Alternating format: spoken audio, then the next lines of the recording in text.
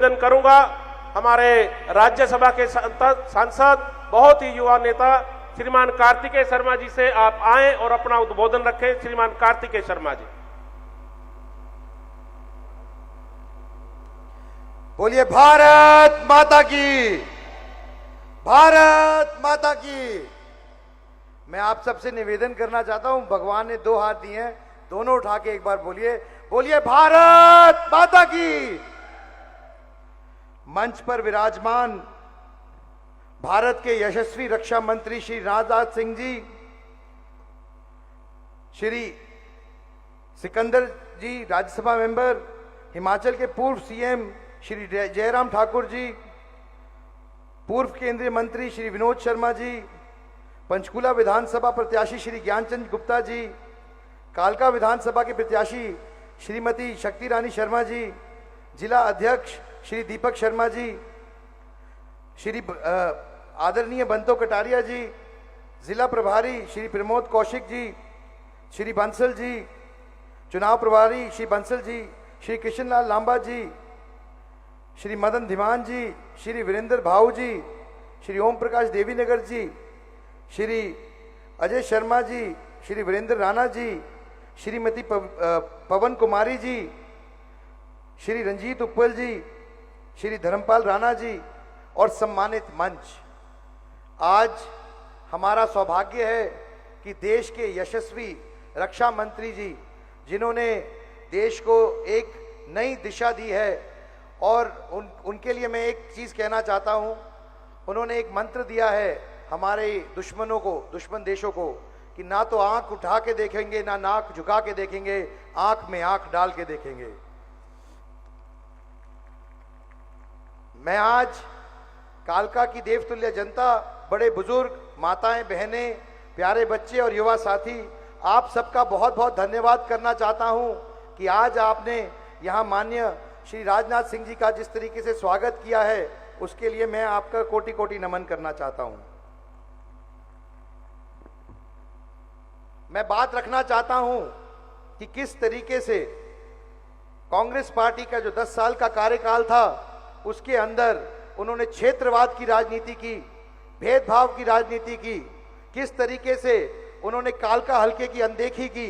मैं याद दिलाना चाहता हूं, यहां बैठे मेरे बड़े बुजुर्ग, शायद युवा साथियों को याद ना हो कि किस तरह की कुरीति थी और भेदभाव किया करती थी कांग्रेस पार्टी। आपको शायद याद होगा कि सारे हमारे जो बच्चों को सरकारी नौकरियों के लिए एक इंटरव्यू सिस्टम था कांग्रेस पार्टी के कार्यकाल के अंदर, और वो इंटरव्यू सिस्टम था जिसमें इंटरव्यू के द्वारा नंबर मिलते थे, और वो इंटरव्यू सिर्फ 1 मिनट का होता था। 1 मिनट में वो सिर्फ आपका नाम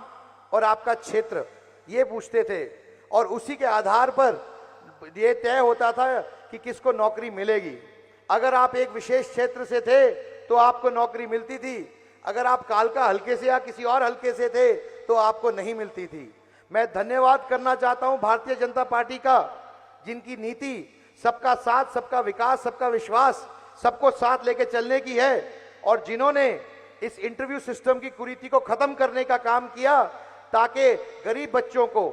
उन बच्चों को जो मेरिट पे नौकरी पा सकते हैं, जिनका मेरिट बनता है, उनको मेरिट सिस्टम पे नौकरी देने का काम किया। हमारे बच्चों को नौकरी मिली, रायपुर रानी के बच्चों को नौकरी मिली, कालका मंडल के बच्चों को नौकरी मिलने का काम शुरू किया। मैं बताना चाहता हूं कि इस तरह की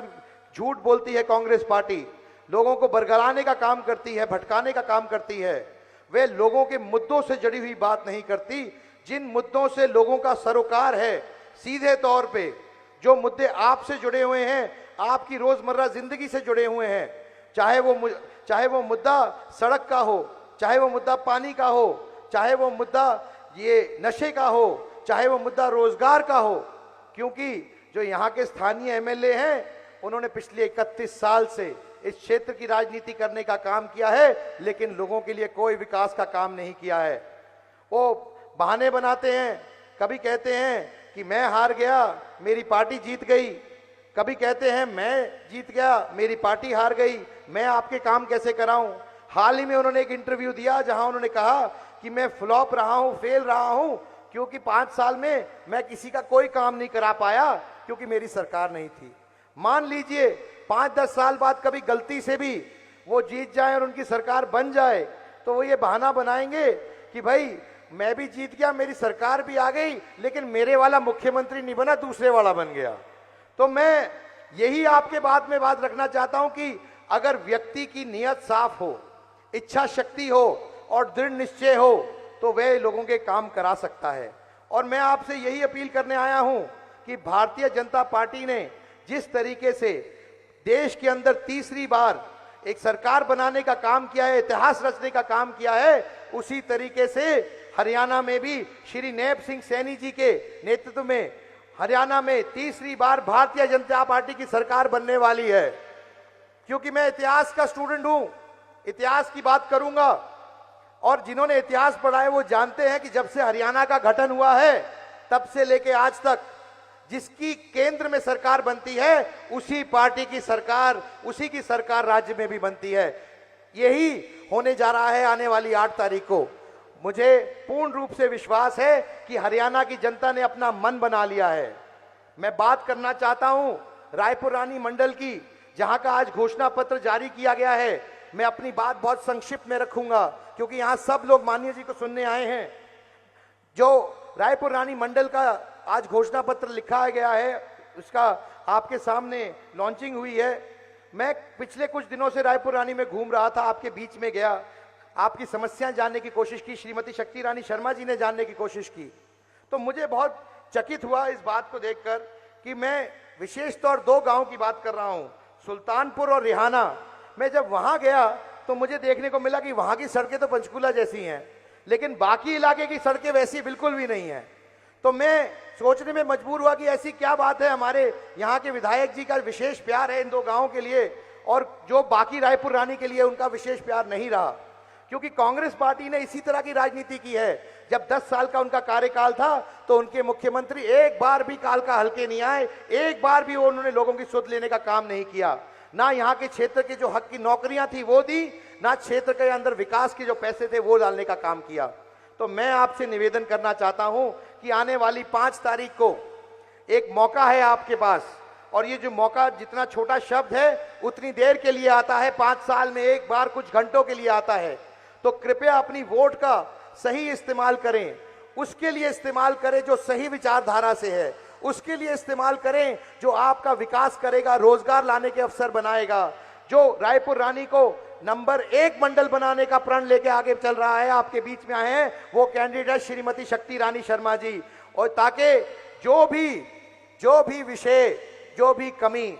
आज रायपुर रानी मंडल के अंदर है, काल का हल के अंदर है, मैं आपको विश्वास दिलाता हूं कि आने वाली 5 तारीख को उसको पूरा करने का काम करेंगे और कालका की जनता काम करेगी। आपने मन बना लिया है कि आपका अगला विधायक कौन होगा, और एक बात तो तय है कि आप वोट देंगे 5 तारीख को अपने लोकप्रिय